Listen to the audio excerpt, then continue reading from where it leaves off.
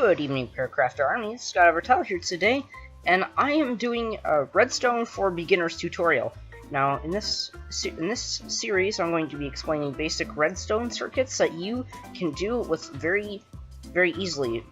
It's for the beginner. That's the name.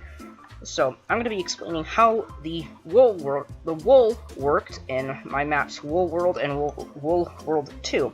It's actually rather simple for a command block creation, but yeah, so this is for beginners, so let's jump right into it. Now, with any redstone creation of this type, you want to do /give @p, type in COMM, and then press tab, and then hit enter. Now you have yourself a command block. Before doing anything with command blocks, you want to do two things.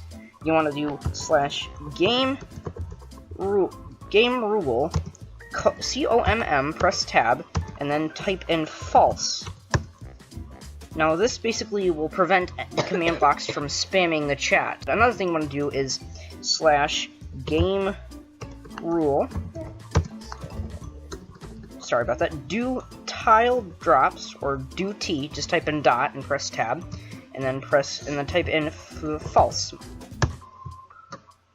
Now this basically prevents items from spawning and causing the server to be really laggy. So what you want to do now is you want to type in set block squiggly line space squiggly line 1 space squiggly line error.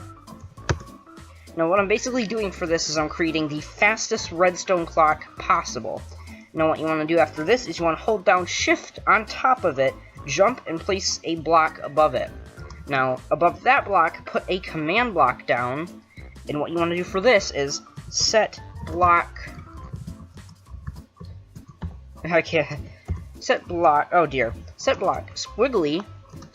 -1 squiggly redstone underscore block 0 destroy. And now break that block in the middle, hold down shift again, and put a redstone block in the middle. Now it does not appear to do anything at first sight, but it is doing things. In fact, it is doing it so fast that you can't see it.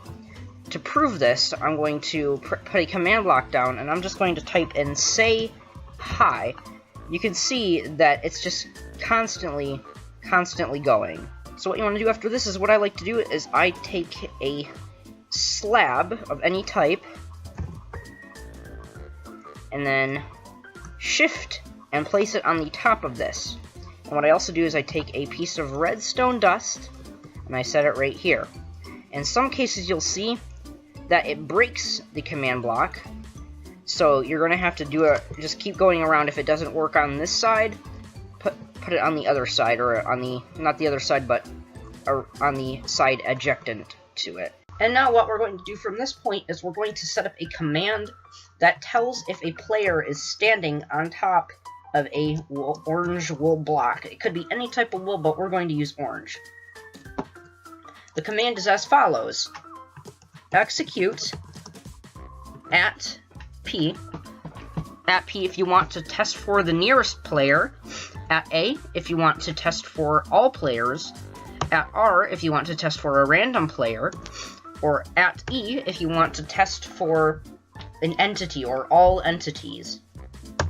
In this case, we're going to use @p squiggly line squiggly line squiggly line. Test for block squiggly line -1 squiggly line wool 1. It has to be wool 1, or it could be just wool. That will detect if there's any block of wool under you. It doesn't matter which color, but in this case wool 1 is specifically orange wool. And then you want to put the piece of redstone on top of it. Now, nothing is going to happen at first sight, but if we take a redstone comparator facing away from the command block, and then we stand on the redstone block, or the orange wool block, you can see that the redstone comparator lights up as we're standing on it, and it outputs a redstone signal, which can be used to power commands. In this instance, we're going to make it say hi when we step on this. So the command for making things say hi is really simple. Say hi. And as you can see, if we step on this, it says hi. Now before we go on to any other commands, something I like to do to maximize space and efficiency is I like to take any solid block, preferably the block that is going to be stood on, and I'm going to just break this command block, place a block here, and then place the command block on top of it, and then put say hi in it. Now as you can see, it still works. It says hi. Now we're going to do something a bit fun. We're going to take some light blue wool, and we're going to make it give the player a diamond. Now what you want to do for this command, for light blue wool, is the same, basically the same as all the other ones. Execute @p, squiggly line, squiggly line, squiggly line, test for block, squiggly line, -1, squiggly line, wool 3. Now you can see that if I stand on this block, the comparator turns on. Now what we're going to do to make it give the player a diamond is simply give @p diamond. And you can see that if I clear my inventory and I set down a block of light blue wool, I stand on it, it gives me a nice shiny diamond. And now we're going to move on to potion effects. And this time we're going to have it so if I stand on a piece of lime green wool, I'm going to get jump boost 10 for 10 seconds. Now we want to set up the way we do, as with all of the wool commands.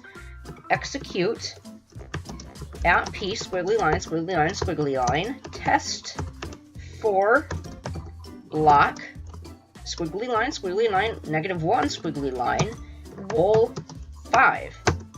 And then a comparator facing away from it, and a piece of green wool here. Now if you can see, we stand on this, we get the comparator to fire. And to give someone a potion effect is rather simple. Effect @p,